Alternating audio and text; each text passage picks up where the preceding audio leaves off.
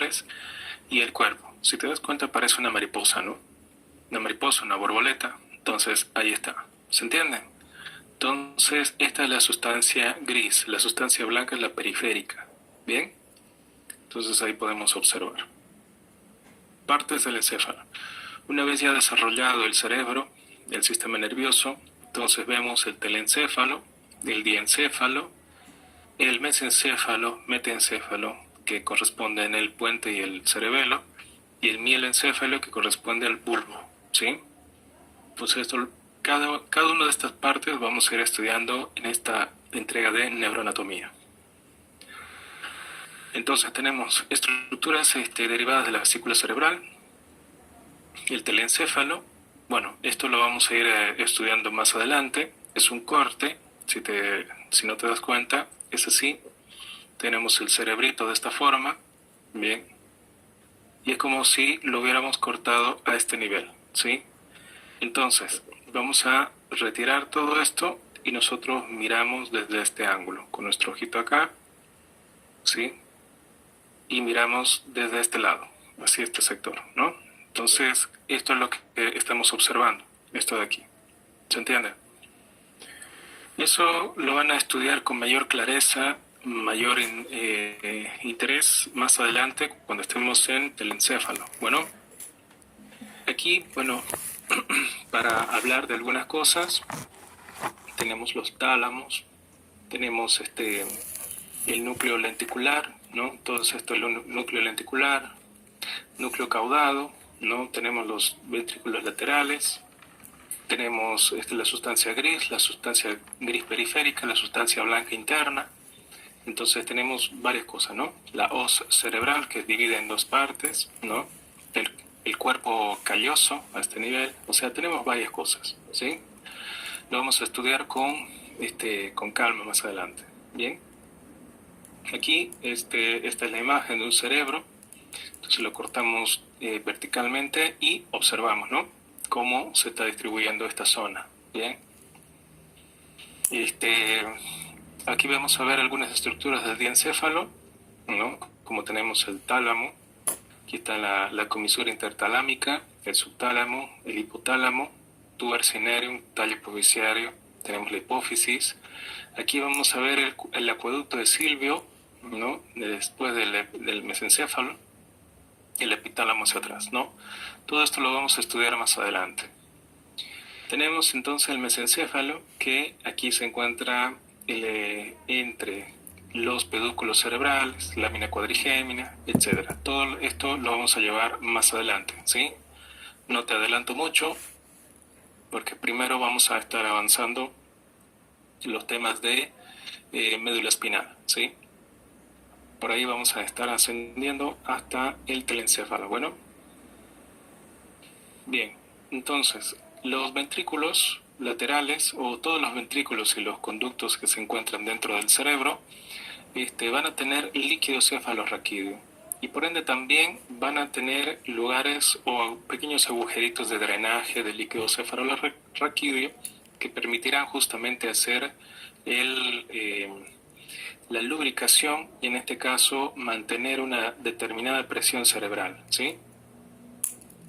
Entonces esto generalmente se filtra, ¿ya? No se produce, se filtra por los plexos coroideos. Esto es, siempre se hace una pregunta de examen, ¿sí? De los ventrículos es una forma prematura, una forma a la altura de un niño, y esto es ya una forma de adulto, ¿sí? Si no te das cuenta, lo estamos viendo de una vista superior. No te angusties, que más adelante ya vamos a estar estudiando mejor estas partes, ¿bien? El plexo coroideo y el líquido cefalorraquídeo, ¿no? Son dos elementos importantes. Cuando se dice plexo, es como si fuera un novillo, ¿sí? Un novillo, una escaramuza, una forma así de... Viene una arteria y así se hace una enredadera de arteria y después sale. Esto significa plexo, ¿ya? Entonces, sucede que tenemos varios plexos. Aquí a este nivel, plexo en el cuarto ventrículo, en el tercer ventrículo, en los ventrículos laterales, ¿sí? Lo vamos a ver esto más adelante. Entonces, ¿qué es lo que hace? está filtrando el líquido cefalorraquídeo. ¿Y qué es el líquido cefalorraquídeo? Es plasma sanguíneo, ¿sí? Rico en plaquetas, rico en minerales, rico en etcétera, ¿sí? Entonces, eso es lo importante, ¿bien? El plasma sanguíneo. ¿Qué más? Existen algunas malformaciones congénitas, como en este caso tenemos la hidrocefalia, y es producto de que a veces a este nivel lo tiene, por ejemplo, el conducto de Silvio muy estrecho, ¿no? O a veces está ocluido, y esto que es lo que hace, pues empieza a empujar la masa cerebral hacia la periferia, ¿sí? Y hace que se produzcan las hidrocefalias como lo vemos ahora, ¿bien? Entonces, a ver, vamos a dar un vistazo a un video.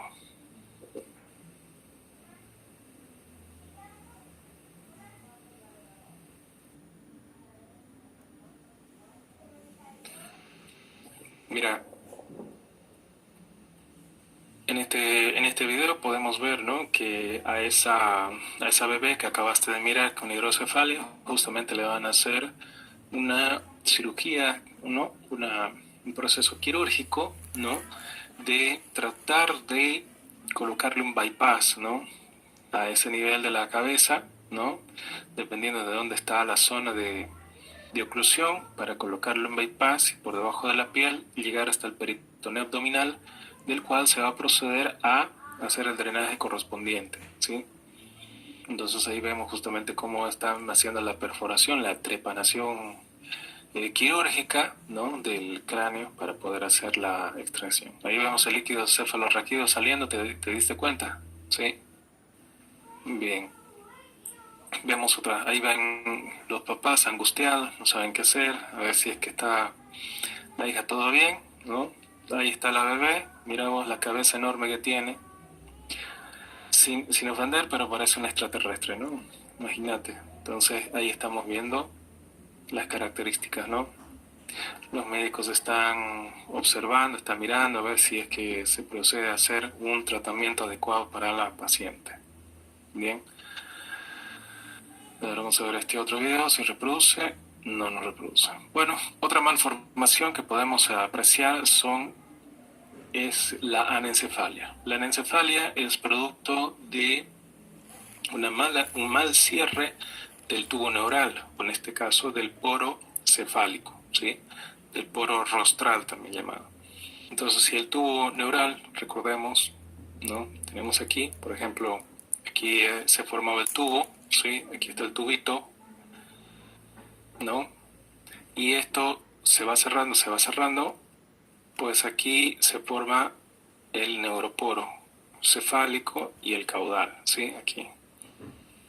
Entonces, a veces por problemas de alcoholismo, drogadicción, enfermedades, entre otros elementos como envenenamiento por cobalto, por otros elementos que son nocivos por radiación, entre otros, evita que se cierre el poro neural. Entonces por aquí sale el cerebrito y no se puede desarrollar adecuadamente. Eso es lo que forma aquí, ¿no?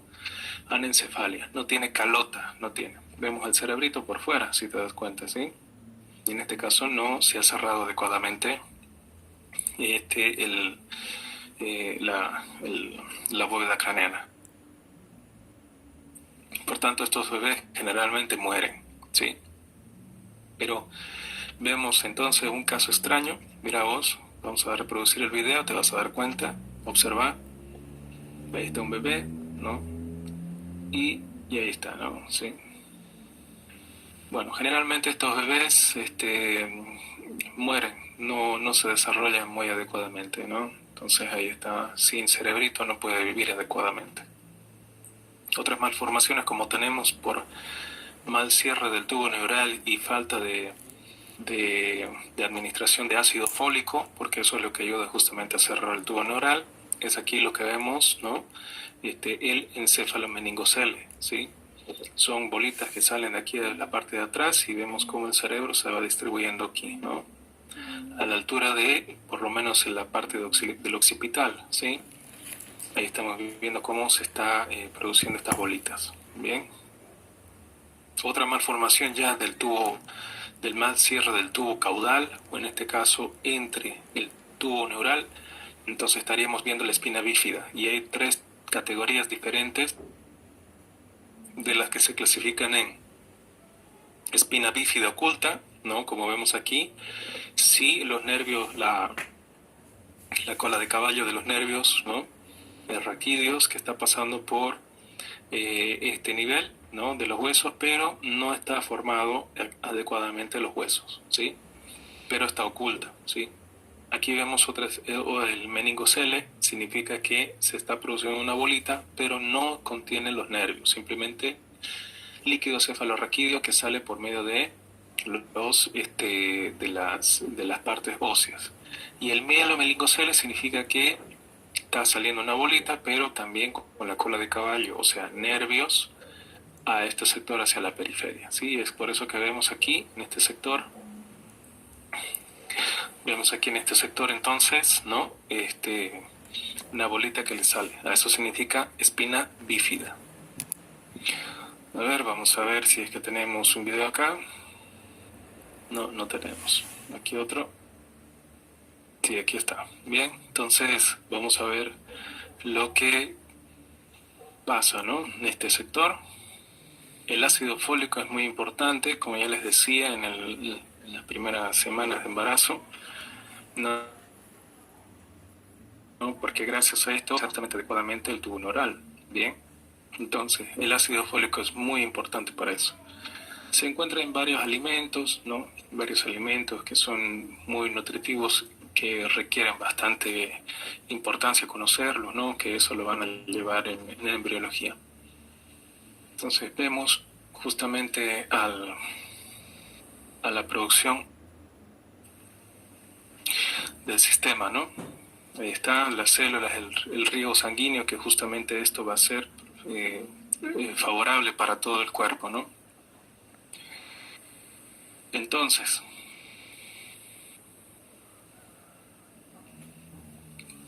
durante el embarazo generalmente se necesita bastante ácido fólico. Claro que el cuerpo tiene, ¿no? Unas reservas, en este caso la mujer, pero aquí a este nivel no apoyo de suplementos, ¿sí?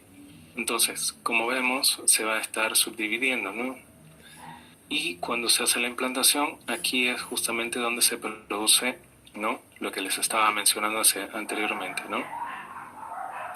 Ahí vemos cómo se está haciendo la invaginación, se forma el tubo neural, ¿no? Y tenemos el tubo neural completo.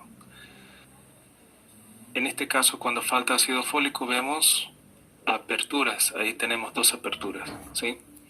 Es por lo que probablemente tenga algunos defectos, ¿no? Ya sea se produzca una espina bífida, ¿no? Eso significaría un mielomeningocele.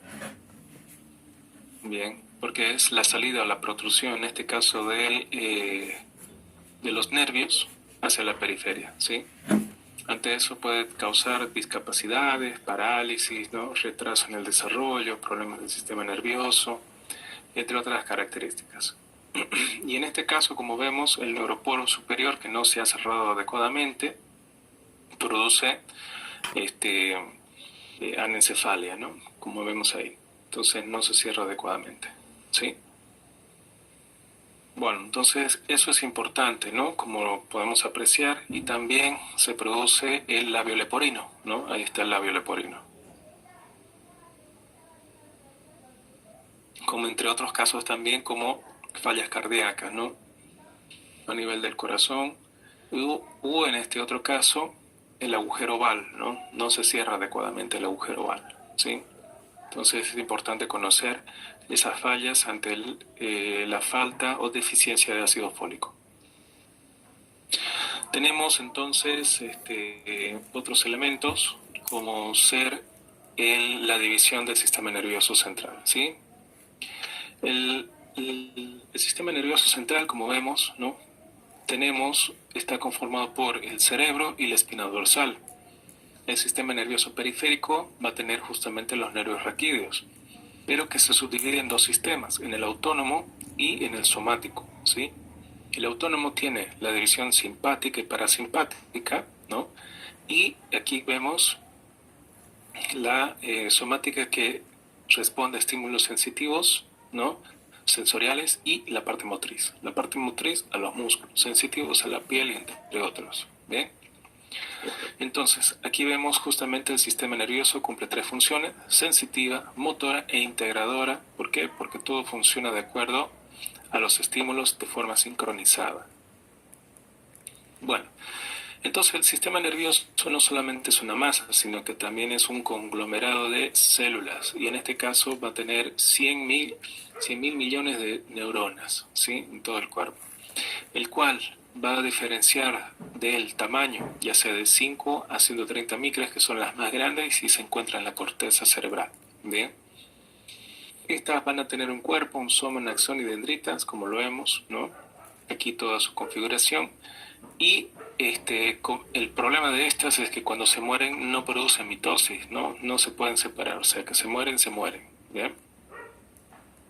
Tenemos entonces tipos de neuronas: la piriforme, que significa que va a tener dos polos, ¿sí?, en forma de pera; la esférica, que solamente va a tener un solo polo, ¿sí?, de ahí sale el soma con dos formas o uno solo. Vemos la estrellada, que tiene múltiples dendritas y dendrodendritas a este nivel del soma, y por supuesto tenemos el axón con sus terminaciones nerviosas y los botones axónicos. Y la piramidal, que bueno, pareciera como un árbol, ¿no? Que aquí tenemos el soma y tiene múltiples ramificaciones. Las prolongaciones. A esto significa de una esférica, una bipolar, porque tiene dos axones que salen, ¿no?, a la periferia. Bipolar, o perdón, unipolar, ¿no? La bipolar, que significa que de dos polos está saliendo los axones, y la multipolar de toda la periferia, ¿sí?, tanto las dendritas como el axón, ¿sí? En este caso se caracteriza como las estrelladas.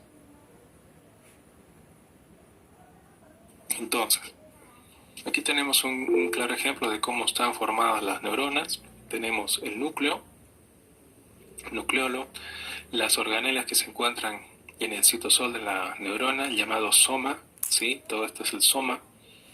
Aquí tenemos las dendritas, y las dendrodendritas, el resto del cableado, ¿sí? Cuello o base del axón, tenemos el axón, y lo que le recubre estas bolitas se llaman mielina, producidas por las células de Schwann, ¿sí? Entonces, esto es importante, las células de Schwann. Bien, terminando en los teledendritas y en los botones axónicos. Bien, entonces estas son las partes de la neurona. Entonces, como vemos, una neurona se conecta a otra, esta se conecta a otra, esta se conecta a otra, y así sucesivamente, ¿sí? Pero nunca se tocan entre sí, nunca, ¿sí? Por ejemplo, si nosotros tenemos una conexión, significa, con la terminología neuronal, sinapsis, ¿sí? Se sinaptan. Eso significa sinapsis. Entonces, la sinapsis significa entre neurona y neurona, o neurona y músculo, o entre otros receptor, ¿sí? La sinapsis. Entonces, hay un tipo de sinapsis química y una sinapsis eléctrica. La química, como vemos, viene con el botón axónico, ¿no?, en esta zona, y vemos que tenemos vesículas, ¿no? Estas vesiculitas que tienen, por ejemplo, un neurotransmisor, vamos a considerar como una acetilcolina, ¿no? Entonces, vienen estos neurotransmisores estimulados por un estímulo, ¿ya?, de un potencial de acción, que viene hasta este lugar y hace la liberación de esta acetilcolina a un receptor de célula muscular, a un miocito, ¿sí? Entonces vemos cómo se recibe, ¿no?, este neurotransmisor de esta forma por medio de la hendidura sináptica, ¿sí? Esto hace de que el potencial de acción continúe hacia la célula muscular y se contraiga, ¿sí? Esto significa sinapsis química. Aquí tenemos la sinapsis eléctrica. La eléctrica es mucho más rápida. ¿Y cuál es la diferencia de la eléctrica que la química? La química utiliza neurotransmisores. En cambio, la eléctrica no utiliza neurotransmisores. Utiliza iones, ¿sí? Los iones. ¿Y cuáles serían los iones? Los electrolitos como ser sodio, potasio, calcio, ¿sí? Entonces son esos los que pasan hacia este lugar, ¿sí? Entonces se despolariza, pero nunca se tocan entre sí, ¿sí? Como lo ves, nunca se tocan. Entonces ahí podemos ver, ¿no? Unión de la hendidura, de la parte eléctrica, sinapsis química, ¿sí? Que es muy diferente. Ahí vemos que la unión eléctrica, la sinapsis eléctrica, es mucho más rápida que la sinapsis química, ¿sí? Aquí vemos justamente cómo se está moviendo la sinapsis química, se está liberando los neurotransmisores. En cambio acá se hace mucho más rápido los intercambios de iones por despolarización, ¿bien? Y difusión. Entonces, ¿cuáles son los neurotransmisores? Aquí tenemos una variedad para que ustedes puedan recordar cómo se llaman. Adrenalina, noradrenalina, dopamina, adrenalina, serotonina, acetilcolina, ácido gamma minobutírico, ¿no? Endorfinas, glicina, entre otros, ¿sí? Entonces, es muy importante estos elementos, ¿no? Ahora tenemos tipos de sinapsis. Por ejemplo, tenemos las químicas y las eléctricas, ¿no?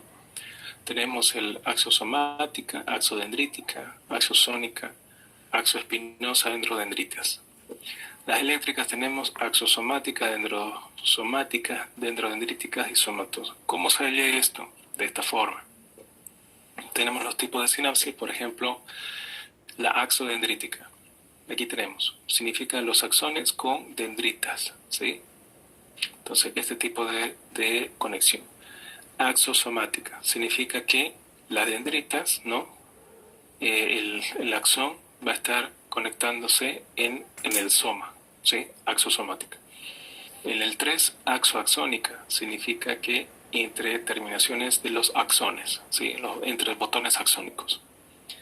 Dendrodendrítica significa que van a estar conectándose entre las dendritas. Y el axo espinoso, como vemos, va a significar que los botones axónicos se van a las dendrodendritas, ¿sí? Ahí los vemos. Bien, entonces ahí están las características del tipo de sinapsis. La neuroglia. ¿Qué es la neuroglia? ¿Sí? Son células gliales, células de apoyo a las neuronas, y las cuales se pueden dividir en varias, de nutrición y sostén y las que forman mielina, ¿sí? Estas son las que justamente son responsables de los tumores, ¿no? En el sistema nervioso central y periférico. Entonces vamos a ver. Las células de nutrición son las células astrocitos protoplasmáticos, ¿sí? Se encuentran en la sustancia gris. Los astrocitos fibrosos se encuentran en la sustancia blanca, ¿sí? Pero esta hace nutrición y sostén. Estos, como vemos, astrocitos fibrosos son los que nutren a la neurona con sangre, ¿sí? Con oxigenación. ¿Y cuál es la diferencia? Que hace la barrera hematoencefálica, ¿sí? Si algunos de ustedes en algún medicamento han escuchado de que pasa la barrera hematoencefálica, es justamente a este nivel, ¿ya? Los que forman mielina, ¿cuáles son?